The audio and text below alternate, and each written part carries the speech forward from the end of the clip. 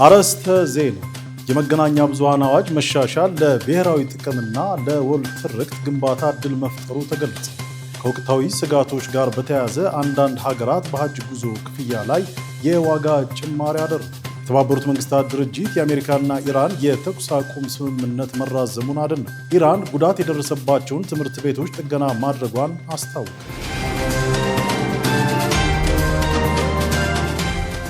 ሰላሙ አለይኩም ወራህመቱላሂ ወበረካቱ። ነጃሺ መረጃችን ተጀምሯል። ከመረጃዎቹ ጋር ሙስጠፋ መሐመድ። ቀዳሚ ወዳደረግነው ዜና አለፍን።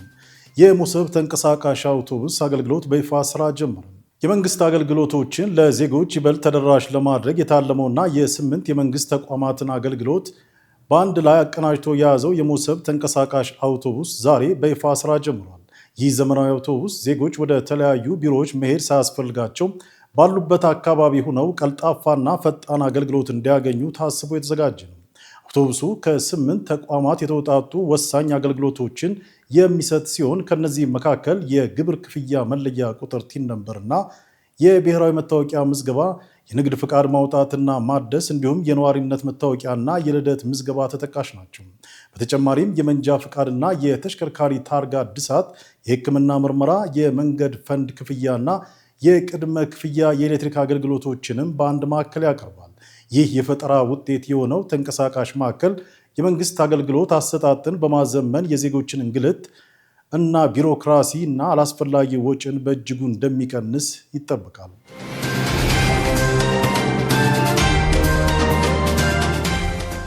የመገናኛ ብዙሃን አዋጅ መሻሻል ለብሔራዊ ጥቅምና ለወል ትርክት ግንባታ እድል መፍጠሩ ተገለጸ። መንግስት ከለውጡ ወዲህ የመገናኛ ብዙሃን አዋጅን በማሻሻል የሀገርን ብሔራዊ ጥቅም ለማስከበርና የጋራ የወል ትርክትን ለመገንባት የሚያስችል ምቹ ሁኔታ መፍጠሩን የኢትዮጵያ መገናኛ ብዙሃን ባለስልጣን አስታውቋል። ባለስልጣኑ መገናኛ ብዙሃን ለሀገር ግንባታና ለማህበረሰብ አመለካከት ቀረጻ በሚል መሪ ቃል ባለፉት 3 ወራት በክልል የህዝብና የማህበረሰብ መገናኛ ብዙሃን ላይ ያደረገውን የይዘት ክትትልና ግምገማ ውጤት ይፋ አድርገዋል። ዋና ዳይሬክተር ሃይማኖት ዘለቀ እንደገለጹት አዲሱ የመገናኛ ብዙሃን አዋጅ መውጣቱ የመረጃ ተደራሽነትን ከማሳደጉም ባለፈ ተቋማቱ በአይነት በጥራትና በቋንቋ ብዝሃነት እንዲያድጉ ረድቷል መባሉን ኢዜአ ዘግቧል። መገናኛ ብዙሃን ወቅታዊ መረጃዎችን ተደራሽ በማድረግ ለማህበረሰብ አመለካከት ቀረጻና ለሀገር ብልጽግና ወሳኝ ሚና እንዳላቸው ተመልክቷል። ብቃት ያላቸው የሚዲያ ተቋማት ለሀገር ግንባታና ለሁለንተናዊ እድገት መፋጠን የወል ትርክትን በማጠናከር ረገድ የበኩላቸው እንዲወጡ ተጠይቋል። በመርሃ ግብሩ ላይ የብሔራዊ መረጃና ደህንነት አገልግሎት ዳይሬክተር ጄኔራል እና የኢትዮጵያ መገናኛ ብዙሃን ባለስልጣን የቦርድ ሰብሳቢ አምባሳደር ሬድዋን ሁሴን፣ የህዝብ ተወካዮች ምክር ቤት የቋሚ ኮሚቴ ሰብሳቢ አቶ እውነቴ አለንና የተለያዩ የሚዲያ አመራሮች ተገኝተዋል።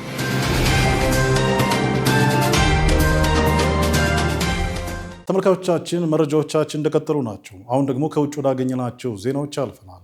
በሱዳን 4 ሚሊዮን የሚጠጉ ተፈናቃዮች ወደ ቀያቸው ቢመለሱም የሰብአዊ ቀውሱ ስጋት እንደቀጠለ መሆኑ ተገለጸ።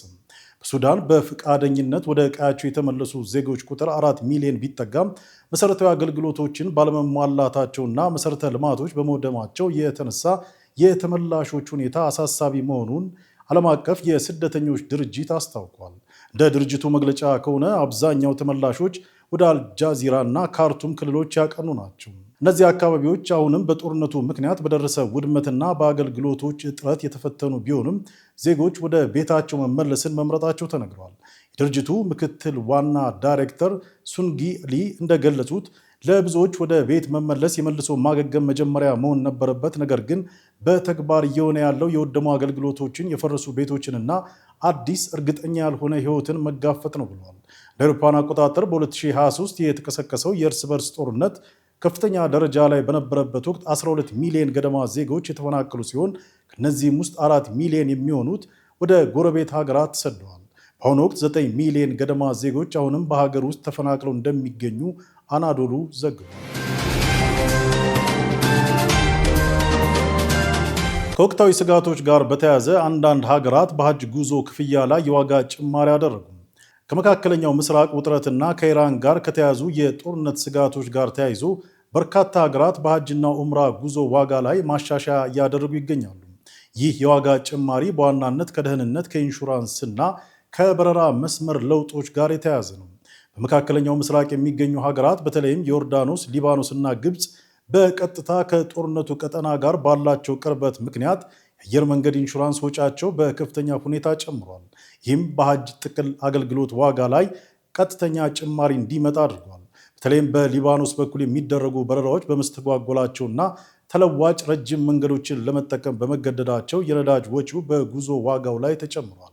እንደ ህንድና ፓኪስታን ያሉ የደቡብ እስያ ሀገራትም በዚህ ውጥረት ሳቢያ ዋጋቸውን ከፍ ካለ ሀገራት መካከል ይጠቀሳሉ። እነዚህ ሀገራት ወደ ሳውዲ አረቢያ ለመብረር የኢራንን የአየር ክልል በስፋት የሚጠቀሙ በመሆናቸው የአየር ክልሉ መዘጋት ወይም ስጋት መኖሩ በረራዎች እንዲራዘሙ አድርጓል። በቅርቡ በወጡ መረጃዎች መሰረት የበረራ ሰዓት መጨመር በነዳጅ ወጪ ላይ እስከ 20% የሚደርስ ጭማሪ አስከትሏል። ይህም በሀገሪቱ የሀጅ ኮታ ዋጋ ላይ ተጽዕኖ አሳድሯል። የቀይ ባህር አካባቢ የደህንነት ስጋትና የዓለም አቀፍ የነዳጅ ዋጋ መዋዠቅ በበረራ ዋጋዎች ላይ ጫና ፈጥሯል። ምንም እንኳን መንግስታት ዋጋውን ለማረጋጋት ጥረት ቢያደርጉም ከጦርነት ስጋት ጋር ተያይዞ የሚመጣው የዶላር ምንዛሬ መናርና የትራንስፖርት ዋጋ መጨመር ተጓዦች ተጨማሪ ክፍያ እንዲከፍሉ ሊያደርግ ይችላል ተብሏል። የኢራንና የእስራኤል ውጥረት በተባባሰ ቁጥር የአየር መንገዶች የደህንነት ስጋት ክፍያ ስለሚጨምር ይህ ጫና በቀጥታ ወደ ምዕመናኑ ይተላልፋል። ይህም ዘንድሮ የሀጅ ጉዞን ካለፉት ዓመታት በበለጠ ውድ እንዲሆን ካደረጉት ዋና ዋና ጂኦፖለቲካዊ ምክንያቶች አንዱ ሆኗል።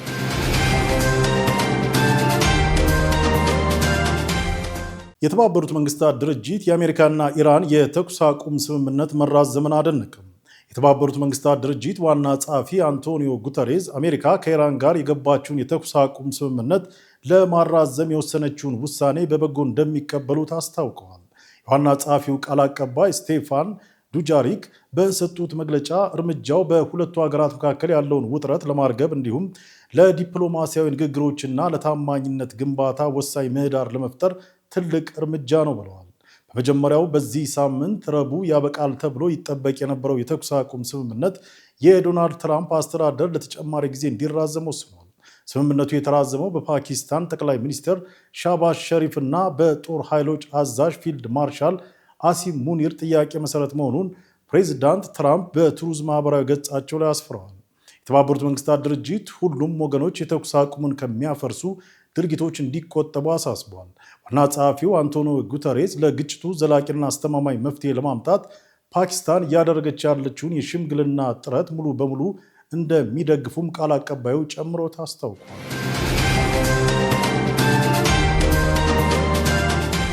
ኢራን ጉዳት የደረሰባቸውን ትምህርት ቤቶች ጥገና ማድረጓን አስታወቀች።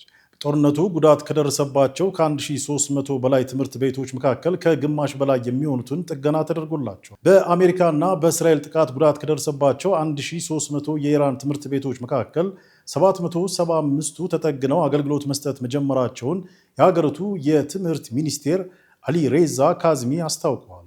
እንደ ኢራን ብሔራዊ የዜና ወኪል ኢርና ዘገባ ከሆነ ጥቃት ከደረሰባቸው ትምህርት ቤቶች መካከል 20 ያህሉ ሙሉ በሙሉ የወደሙ ናቸው ተብሏል።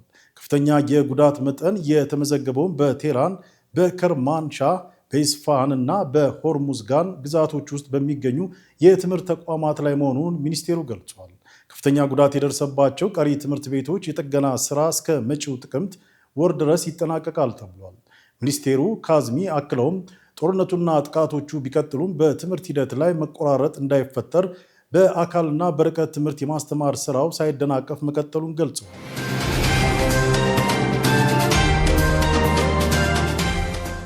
አሜሪካ የተኩስ አቁም ስምምነቱን ማራዘሟን ገለጸች።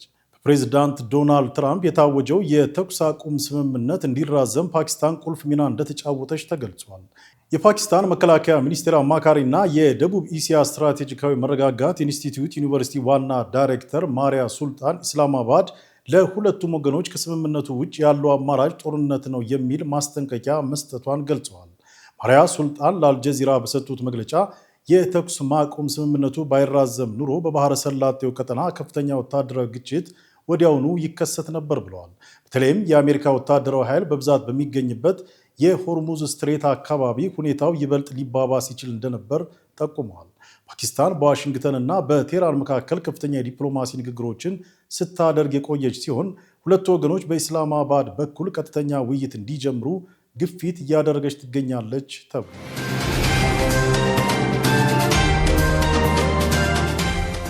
የአፍጋኒስታን እስላማዊ ኤምሬት በተባበሩት መንግስታት ድርጅት ቋሚ መቀመጫ እንዲሰጣት ጠየቀች። እስላማዊ ኤምሬትስ አፍጋኒስታንን ከተቆጣጠረ ከ5 ዓመታት በኋላ ሀገሪቱ በተባበሩት መንግስታት ድርጅት ያላት ውክልና አሁንም ባለመፈታቱ በዓለም አቀፍ መድረክ ያላትን ተሳትፎ ገድቦታል ተብሏል። የተባበሩት መንግስታት የአፍጋኒስታንን መቀመጫ ለእስላማዊ ኤምሬትስ ለማስተላለፍ ያቀረባቸውን አንድ አካታች መንግስት ምስረታና የሰብአዊ መብቶች ጥበቃ ያሉ ቅድመ ሁኔታዎች እስካሁን ስምምነት ላይ አልተደረሰባቸውም በማለት ጥያቄውን ውድቅ አድርጎታል። እስላማዊ ኤምሬትስ በበኩሉ እነዚህ ጉዳዮች እንደ ውስጥ ጉዳይ በመቁጠር መቀመጫው ካልተሰጠው $900,000 በላይ የተተመነውን የአባልነት ክፍያ እንደማይከፍል ገልጿል። ይህ የዲፕሎማሲያዊ ውጥረት አፍጋኒስታን በጠቅላላው ጉባኤው የመመረጥ መብቷን እንድታጣ ከማድረጉም ባለፈ ዓለም አቀፍ ማህበረሰብ ከአፍጋኒስታን ጋር ያለውን ግልጽ ግንኙነት ገድቦታል ብሏል። በአሁኑ ወቅት በሀገሪቱ አንጻራዊ ሰላምና መረጋጋት መኖሩን የሚገልጸው የኤምሬትስ አስተዳደር በተመድ መቀመጫውን መስጠቱ ለሁለቱ ወገኖች ጠቃሚ መሆኑን በመጥቀስ የተባበሩት መንግስታት ድርጅት በአፋጣኝ ውሳኔ እንዲሰጥ ጠይቋል።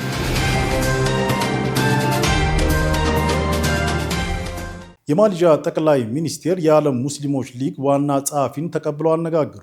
የማሌዥያ ጠቅላይ ሚኒስቴር ዳቶ ሴሪ አንዋር ኢብራሂም የዓለም ሙስሊሞች ሊግ ዋና ጸሐፊ የሙስሊም ሊቃውንት ድርጅት ሰብሳቢ የሆኑትን ሼህ ዶክተር መሐመድ ቢን አብዱል ከሪም አልኢሳን በዋና ከተማዋ ኩዋላ ላምፑር በሚገኘው ቤተ መንግስት ተቀብለው አነጋግረዋል።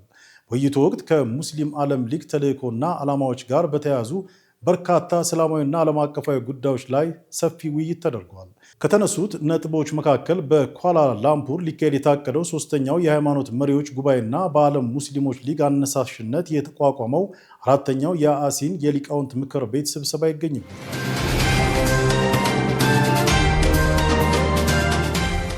ተመልካቾቻችን ወደ ቢዝነስ መረጃችን አልፈናል። ዙቤዳ ሀሰን እንደሚከተለው አዘጋጅተዋለች። ተከታትለን እንመለስ። ኢትዮጵያና ዩናይትድ ኪንግደም በንግድ ዘርፍ ያላቸውን ትብብር ለማጠናከር መስማማታቸው ተሰምቷል። በንግድና ቀጠናዊ ትስስር ሚኒስቴርና የኢትዮጵያ ዋና የንግድ ተደራዳሪ ዶክተር ካሳሁን ጎፌ የተመራው የልዑካን ቡድን ከዩናይትድ ኪንግደም የንግድ ዋና ተደራዳሪ ማይክል ዎከር ጋር በጄኔቫ ተወያይተዋል። ውይይቱ በዋነኝነት ያተኮረው የኢትዮጵያ የዓለም የንግድ ድርጅት አባልነትን ተከትሎ በሚከናወነው የሁለትዮሽ የገበያ እድል ድልድል ዙሪያ እንደሆነም ተነግሯል። ዶክተር ካሳሁን ጎፌ ኢትዮጵያና ዩናይትድ ኪንግደም ያላቸውን ታሪካዊ ትብብር በመጥቀስ ስምምነቱ ይህንን ከፍ ያለ ትብብርና የጋራ ጥቅምን በሚያረጋግጥ መልኩ ሊካሄድ እንደሚገባም አሳስበዋል። የዩናይትድ ኪንግደም ዋና ተደራዳሪ ማይክል ዎከር በበኩላቸው ሀገራቸው የሁለትዮሽ የገበያ እድል ድልድሉን በአጭር ጊዜ ውስጥ አጠናቆ ወደ ስምምነት ለመድረስና የኢትዮጵያን የዓለም የንግድ ድርጅት አባልነት እውን ለማድረግ ያላቸውን ጽኑ ቁርጠኝነትም ተናግረዋል። ለኮንስትራክሽን ኢንዱስትሪ እድገት ዓለም አቀፍ ተሞክሮችን መውሰድ አስፈላጊ መሆኑ ተነግሯል። የኢትዮጵያ ኮንስትራክሽን ኢንዱስትሪ ልማት እድገትና ስኬት ወደ ተሻለ ደረጃ ለማድረስ ከዘርፉ ባህሪ ጋር የሚጣጣም ዓለም አቀፍ ተሞክሮችን መውሰድና መጠቀም አስፈላጊ መሆኑን የተገለጸው ይህ የተጠቆመው ኢትዮጵያ ትገነባለች ፈጠራ ፍጥነትና ጥራትን ለመሰረተ ልማት እምርታ በሚል መሪ ቃል ሲካሄድ በቆየው የኢትዮጵያ የመሰረተ ልማትና ኮንስትራክሽን ሳምንት መድረክ ላይ ነው። የከተማና መሰረተ ልማት ሚኒስትር ወይዘሮ ጫልቱ ሳኒ የኮንስትራክሽን ኢንዱስትሪ ለአንድ ሀገር ኢኮኖሚያዊ እንቅስቃሴና ለስራ እድገት ፈጠራ ያለውን ሚና ከፍተኛ በመሆኑ በመንግስት በኩል ልዩ ትኩረት ተሰጥቶት እየተሰራ ይገኛል ብለዋል። ሚኒስቴር መስሪያ ቤቱ የኮንስትራክሽን ኢንዱስትሪው ልማት ለማሳደግና ቀጣይነት ያለው መሻሻል ለማረጋገጥ ከዘርፉ የሚነሱ ማነቆዎችን ለመፍታትና ለኢንዱስትሪዎች ምቹ ሁኔታዎችን ለመፍጠር በትኩረት እየተሰራ መሆኑንም ሚኒስትሯ አክለው ገልጸዋል። ፓኪስታን ከሳውዲ አረቢያ $1 ቢሊዮን ተበርክቶላታል። ፓኪስታን ከሳውዲ አረቢያ የተበረከተላት የ$1 ቢሊዮን ገንዘብ የተሰጣት የውጭ ምንዛሬ ክምችትን ለማሳደግ መሆኑ ተነግሯል። ይህም ፓኪስታን የውጭ ምንዛሬ ክምችትን ለማጠናከር ሲባል የተለገሳት ገንዘብ ሀገሪቱ ያለመችው የ$3 ቢሊዮን የተቀማጭ ገንዘብ ድጋፍ ፓኬጅን እንድታጠናቅቅ አድርጓታል ነው የተባለው። ገንዘቡ የፓኪስታንን ፋይናንስ አቋም ማረጋጋትና ቀጣይ ኢኮኖሚያዊ ማሻሻያዎችን እንደሚያደርግም ይጠበቃል ተብሏል። ባለስልጣናቱ ድጋፉ ኢኮኖሚውን ለማረጋጋት ሰፊ ጥረቶችን በማድረግ በሁለቱ ሀገራት መካከል ያለውን ቀጣይነት ያለው የፋይናንስ ትብብር የሚያንጸባርቅ መሆኑንም ገልጸዋል።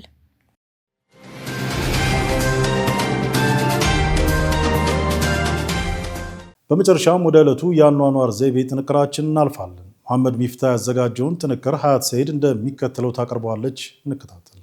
በቴክኖሎጂ ግስጋሴና በማህበራዊ ሚዲያ ትስስር በተጠመደው የዛሬው ዓለም የሰው ልጅ የዕለት ተዕለት የኑሮ ዘይቤ ከምንጊዜውም በላይ ለከፍተኛ ውጥረትና ለትርምስ ተጋላጭ ሆኗል።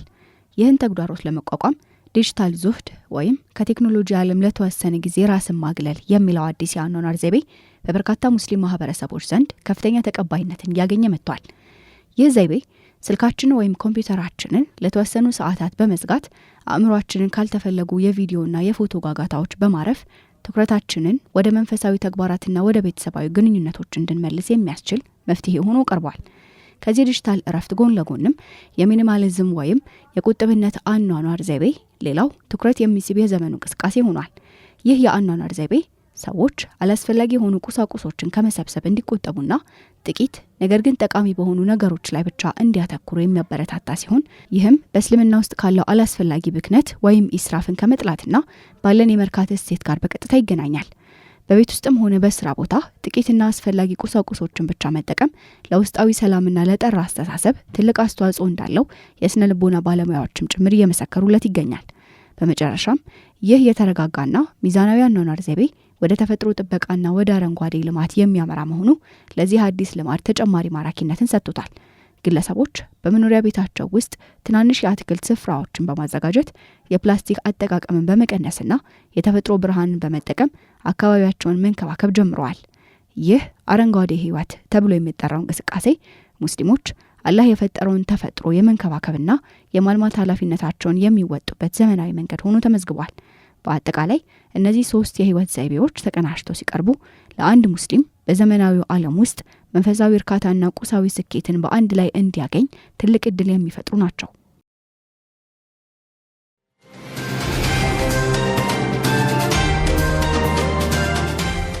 ተመልካቾቻችን ለዕለቱ ያዘጋጀናቸውን ዜናዎች በዚሁ አጠናቅናል። ከዜናዎቹ ጋር አብሬያችሁ ቆይታ ያደረኩት ሙስጠፋ መሐመድ ነበርኩ። ከቀሪ የነጃሺ ቲቪ ፕሮግራሞች ጋር መልካም ቆይታ ይሁንላችሁ። ሰላሙ አለይኩም ወራህመቱላሂ ወበረካቱ።